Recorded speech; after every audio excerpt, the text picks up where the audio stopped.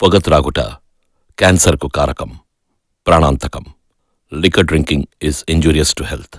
మద్యం సేవించుట ఆరోగ్యానికి హానికరం.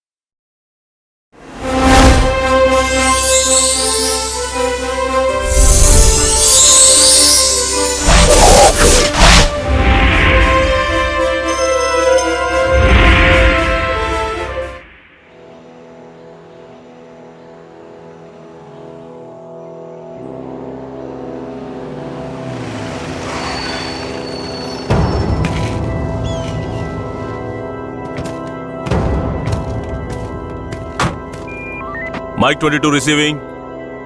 Operation progress. Over. Pranaya.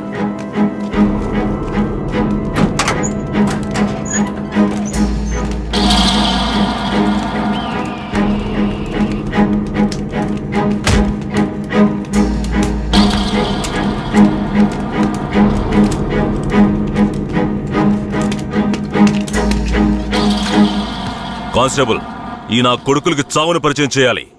కట్లు ఇప్పండి.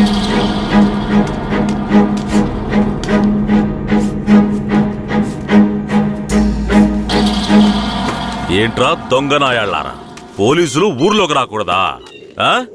వస్తే బొగ్గు మూటలో వేసి తగలబెట్టేస్తారా? అంత ధైర్యమారా మీకు? పోలీస్ అంటే ఏం పీకలేడు అనుకుంటున్నారా? పోలీస్ అంటే ఏంటో చూపించరా?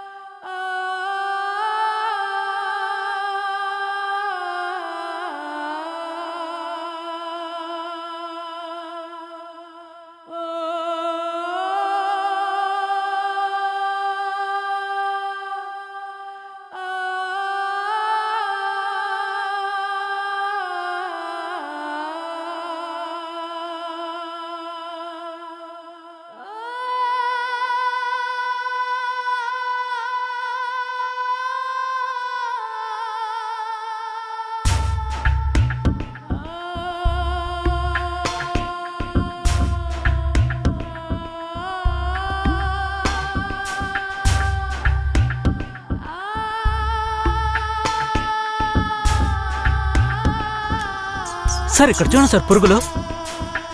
అక్కడ చూడండి సార్. సార్ అక్కడ కూడా ఉన్నాయి సార్ పురుగులు. సార్ అక్కడ చూడండి సార్, లోపల నుంచి వస్తున్నాయి సార్. ఏయ్ ఏంటా ఇది? మార్చిని కూడా క్లీన్గా పెట్టుకోవడం తెలీదా? మేమేం చేయగలం సార్?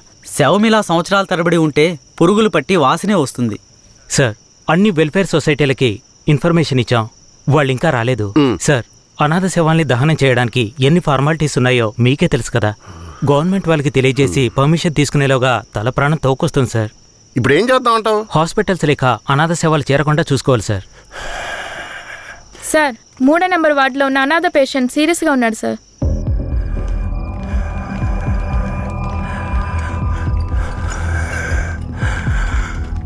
Nurse sir? తొందరగా ఐసీయూకి తీసుకురండి. Okay sir.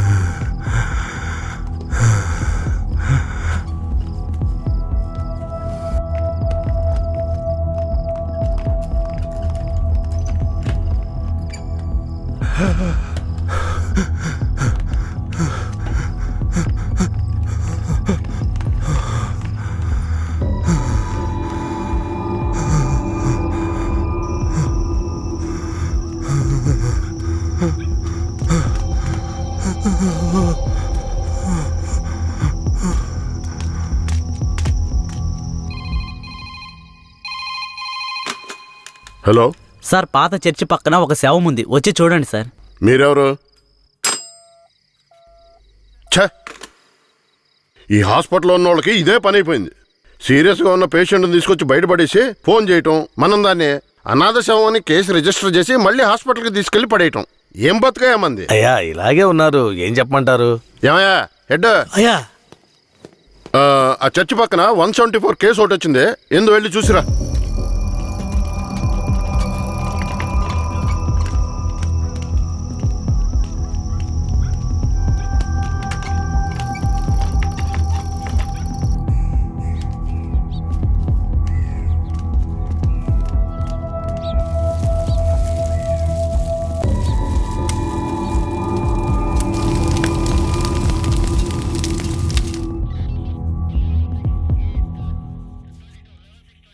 ఏమయ్యా హెడ్, ఎప్పుడు వచ్చే 174 అనాథ కేసేనా?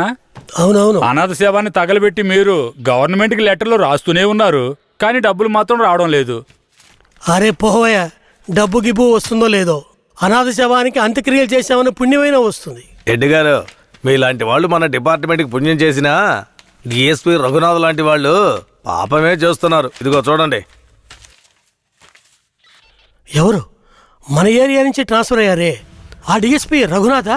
అవునయ్యా, 5 మందిని ఎన్కౌంటర్ పేరుతో చంపేసి కనిపించలేదని చెప్తే నరసింగాపురం ఊరు వాళ్ళు ఊరికి వదిలేస్తారా? ఊరోళ్ళంతా మీడియా వాళ్ళతో కలిసి పోరాటం, ధర్నాన్ని గొడవ చేయటం వల్ల ఇప్పుడు గవర్నమెంట్ విచారణ కమిషన్ పెట్టింది. విచారణ కమిషన్ ఊరికి వదిలేస్తుందా? డిఎస్పీని పీల్చి పిప్పి చేయదు. యూటీవీ ప్రేక్షకులకు నమస్కారం. ఇప్పుడు మనం ఉన్నది నేర పరిశోధన కార్యాలయం. గత నెల రాష్ట్రంలో సంచలనం సృష్టించిన నరసింగాపురం గ్రామంలో జరిగిన కలవరంలో 2 అమాయకులైన వ్యక్తులు కాల్చి చంపబడ్డారు. మరికొందరు ఆసుపత్రిలో ఉన్నారు. ఒక అమ్మాయితో సహా 7గురు జాడ తెలియలేదు. దాని గురించి పోలీసులను అడిగితే అలా మేమెవరిని తీసుకుపోలేదంటున్నారు. ఇప్పుడు వాళ్ళు ప్రాణాలతో ఉన్నారో లేదో కూడా ఎవరికీ తెలీదు. దీని గురించి ఇక్కడున్న ప్రజల అభిప్రాయం ఏంటో ఇప్పుడు అడిగి తెలుసుకుందాం. ఏం జరిగిందో చెప్తారా? న్యాయం జరగాలనే దీనికి ఒప్పుకున్నాం. కనిపించకుండా పోయిన వాళ్ళు మా ఊరికి తిరిగి రావాలి. రాలేదో మేము ఒప్పుకోం. మా ఊరి కుర్రోళ్ళు ఇంకా ప్రాణాలతో బతుకున్నారో లేదో కూడా తెలియడం లేదయ్యా. వాళ్ళు ప్రాణాలతో తిరిగి రావాలని మేము ఆ దేవుణ్ణి వేడుకుంటున్నాం అయ్యా. జడ్జి గారు వచ్చారా?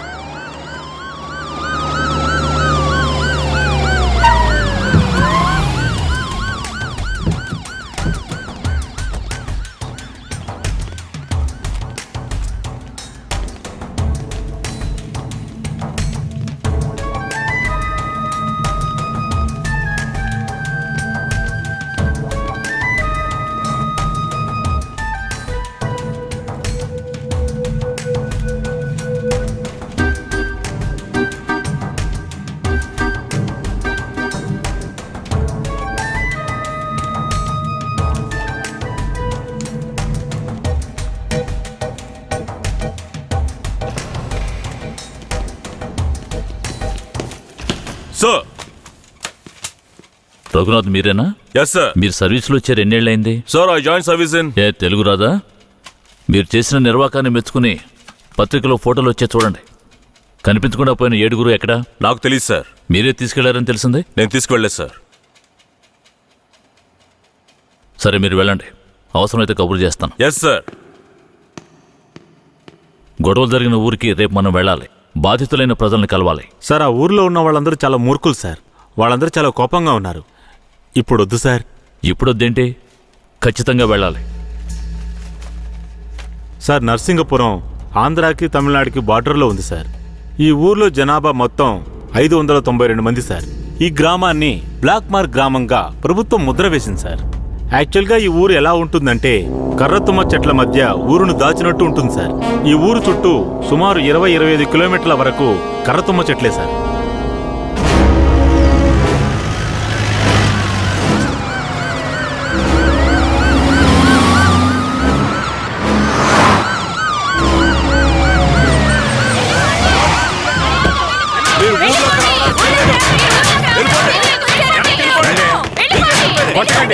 కొట్టకండి, దయచేసి వినండి, ప్రశాంతంగా ఉండండి. మీకోసమే మన జడ్జి గారు వచ్చారు. దారి వదలండి, లోపలికి వెళ్ళాలి. అయ్యా, ఈ దుర్మార్గులైన పోలీసుల్ని ఊళ్ళోకి రానివ్వకండి అయ్యా. నా కొడుకుని మనవల్ని లాక్కుని పోయారు.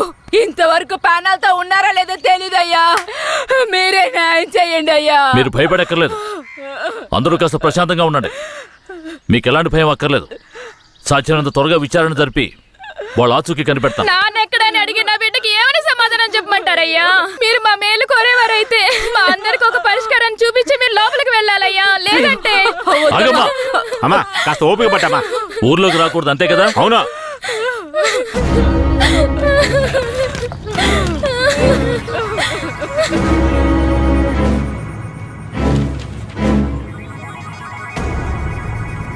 పోలీసులంటే అందరికీ భయం ఉంటుంది, కానీ ఇంతగానా? ఊరంతా భగభగ మండుతోంది. అంత దారుణం ఏం చేశారు? ఎంతమందిని చంపారు? అది కాదయ్యా, గొడవ జరిగినప్పుడు ఆ ఊరు వాళ్లే పోలీసుల మీద నాటు తుపాకీలతో కాల్చారు. తర్వాత వాళ్ళని భయపడడానికి పోలీసులు మోకాళ్ళ కింద కాల్చినప్పుడు గురి తప్పి 2-3 చచ్చిపోయారయ్యా. కనిపించకుండా పోయిన 7 ఏమయ్యారు? వాళ్ళు కర్రతుమ్మ చెట్ల పక్కనో లేక తమిళనాడు బార్డర్లోనో దాక్కుని ఉంటారు. దాక్కుని ఉంటారా? అందుకే ఊరంతా అలా గగ్గోలు పెడుతోందా? ఎందుకయ్యా అబద్ధాలు చెప్తారో? ఆ ఊరు గురించి అన్ని విషయాలు నాకు తెలియాలి. పూర్తి వివరాలు తెలిసిన వాడిని తీసుకురండి. మీ పేరేమిటి? నా పేరు రామూర్తయ్యా. మీరక్కడ ఏ సంవత్సరంలో పనిచేశారు? 1980లో ఆ ఊర్లో డ్యూటీ చేశానయ్యా. ఉత్తినే పేరుగా ఊరు బయట పోలీస్ స్టేషన్ ఉంటుందయ్యా. ఆ ఊరికి పోలీసులకి అసలు ప్రాబ్లం ఏమిటి? అయ్యా, అది నిన్న ఈ రోజు వచ్చిన ప్రాబ్లం కాదయ్యా. ఎంతో కాలంగా ఆ ఊరికి మన పోలీసులకు ఉన్న ప్రాబ్లం అయ్యా. ఆ ఊర్లోకి పోలీసులు అడుగు పెట్టకూడదయ్యా. ఒకవేళ వెళ్తే ప్రాణాలతో తిరిగి రాలేరు. దొంగతనమే ఆ ఊరాళ్ళకు కులవృత్తి అయ్యా. హత్యలు, దొంగతనాలు, దోపిడీలంటూ వాళ్ళు చేయని వృత్తే లేదయ్యా. వీళ్లకు అసలు రేషన్ కార్డులు ఉన్నాయో లేవో గాని ఒక్కొక్కరి మీద 4-5 కేసులున్నాయ్యా. వీళ్లను చూసి ఎదుటి వాళ్ళు భయపడాలే తప్ప వీళ్ళు ఎవరికీ భయపడరయ్యా. వాళ్ళకంత ధైర్యం రావడానికి ఎవరు కారణం? అందుకిద్దరే కారణం అయ్యా. ఒకడు కేశవరాయుడు, ఇంకొకడు వీరయ్య. ఎవరు వాళ్ళు? వీడు కేశవరాయుడు, వీడు వీరయ్య. అయ్యా, వీళ్ళిద్దరికీ దొంగతనమే ప్రధాన వృత్తి అయినా కేశవరాయుడికి బొగ్గుమూట్లు అమ్ముకోవడమే ముఖ్యమైన వృత్తియ్యా. ఊళ్ళో ఏదైనా పెళ్ళంటే వాళ్ళిద్దరూ పెళ్లివారి మీద దాడికి బయలుదేరతారయ్యా. 1980లో తమిళనాడుకి వెళ్ళాలి అంటే నరసింగాపురం పక్కనున్న మెయిన్ రోడ్డు మీదుగా వెళ్ళాలి. 10-12 బళ్ళు కలిసి ఒక్కటిగా వెళ్తేనే ఊరు క్రాస్ చేయగలరు. అలా కాకుండా ఎవరైనా సెపరేట్గా వెళ్తే అంతే.